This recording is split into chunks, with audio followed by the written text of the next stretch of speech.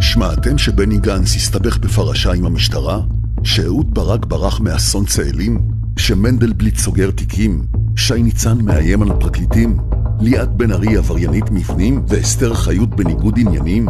לכל הפרשות האלה יש מכנה אחד משותף, כולם פייק פרשות שנוצרו בשיטת נתניהו. כך עובדת השיטה.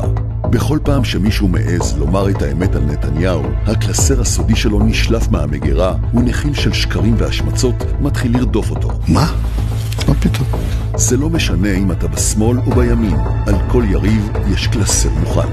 בדקות הקרובות נצלול יחד אל תוך תיבת השקרים של נתניהו, ונראה בדיוק איך עובדת השיטה. שלב א', מאתרים את הגורם שמפחיד את נתניהו.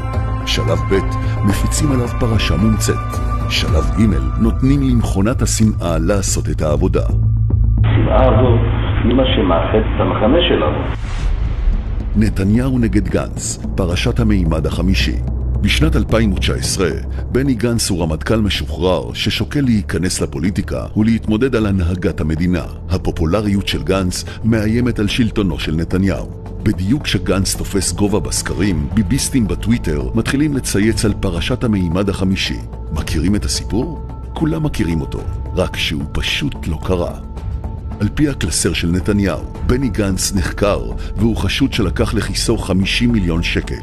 זה מה שצייצו כל השופרות של נתניהו ברדיו, בטלוויזיה ובעיתונים. אבל האם זאת האמת? על פי הדוח, המימד החמישי, החברה ולא גנץ, הייתה מעורבת בפיילוט בהיקף של 4 מיליון שקל.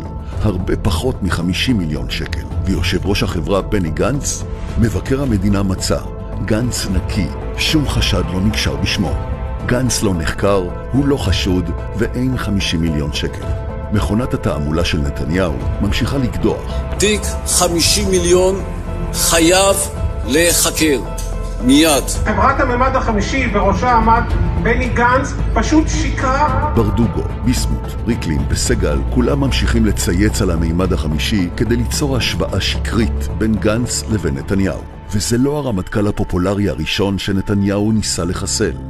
נתניהו נגד ברק, פרשת צאלים ב', שנת 1995. ברק הוא רמטכ"ל משוחרר. רגע אחרי שיצחק רבין קורא לו להצטרף לממשלה, מתפרסם תחקיר בידיעות אחרונות שעוסק בתאונת אימונים בבסיס צאלים בשנת 1992. תחקיר שקרי שנועד להזיק לברק. שלב ב', הפרשה המומצאת. הרמטכ"ל ברק עזב את השטח במסוקו מיד לאחר האסון ולפני שהנפגעים טופלו. בשתי מילים, אהוד ברח. והאמת, מבקר המדינה אליעזר גולדברג בדק את כל פרטי הפרשה, גבה מאות עדויות מהמפקדים בשטח, מהחיילים שנפצעו ומטייסי המסוק. בסוף הדוח, מבקר המדינה קובע, ברק לא ברח. הרמטכ"ל לא עזב את השטח לפני שנחתו 2 מסוקי הפינוי.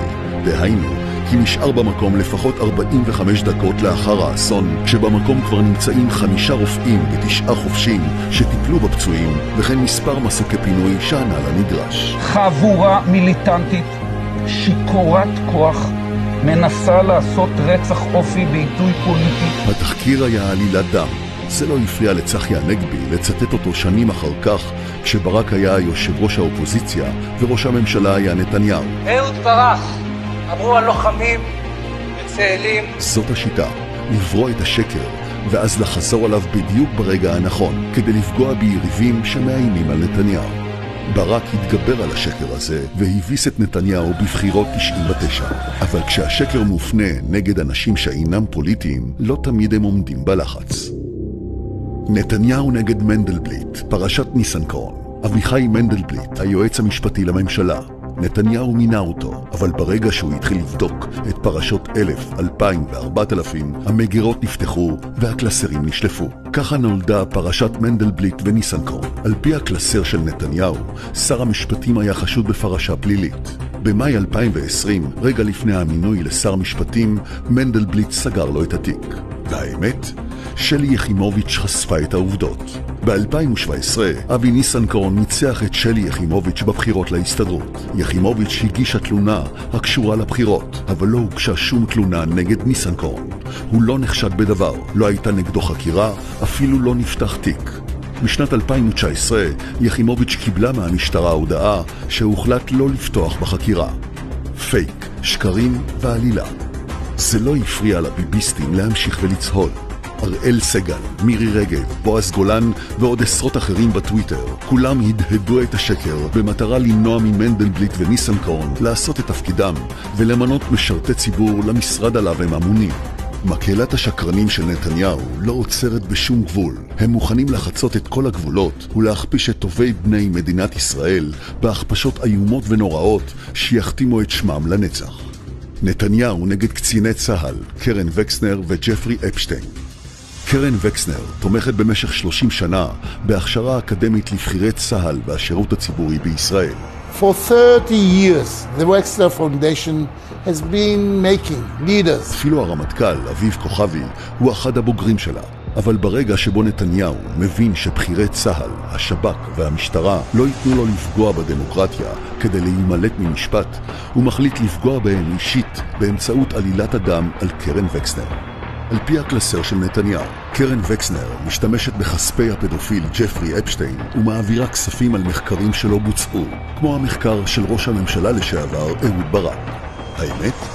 בכתבה בחדשות 12 נחשף כי בניגוד לכל האשמות של אראל סגל, יעקב ברדוגו ועורך הדין של הליכוד מיכאל דבורין, ברק אכן ביצע מחקר עבור קרן וקסנר, כפי שעשה גם עבור הבנק השוויצרי יוליוס בר ועוד גופים רבים אחרים. כל השקרים על מחקר פיקטיבי ומיליונים בלי לעבוד נופצו באחת כשעורך הדין פיני רובין הציג את הקלסר ובו הספר שכתב ברק עבור הקרן. הנה, אני אומר לך, אני מחזיק אותו פה, אין פה שום דבר סודי. והכסף של אפשטיין? עוד שקר מתועב ממגירת השקרים של שיטת נתניהו. בשנת 2007 אפשטיין פוטר מיד כשעלו החשדות הראשונים נגדו. הוא לא תרם לקרן, לא פעל בה, אבל התדמית לפחות הוכתמה. ואם זה לא מספיק, הם טענו שברק קשור להאשמות החמורות של מתלוננת בשם וירג'יניה גופרה נגד אפשטיין בפדופיליה, ושהכל כבר יתגלה כשיחשפו מסמכי החקירה. במציאות, כשפורסמו חומרי החקירה מעל 2,000 עמודים, התגלה שהשם של ברק כלל אינו מוזכר, ושלא יכול להיות קשר בינו לבין המתלוננת גופרה, שכן הוא פגש את אפשטיין רק שנים לאחר שהיא עזבה את ארצות הברית לאוסטרליה. העובדות החותכות הללו לא מפריעות למקהלת נתניהו לנסות להדביק לברק פדופיליה רק כדי לטשטש את כתב האישום שעומד נגד נתניהו על שוחד, מרמה והפרת אמונים. זה בדיוק מה שקרה לליאת בן ארי, התובעת בתיק נתניהו, שגילתה ביולי 2020 שתחקיר עיתונאי מיוחד התבצע על בית בבעלות בעלה, בטענה שחלק מהדירה פוצלה, ובמקום בו אמורה להיות דלת צריך להיות חלון.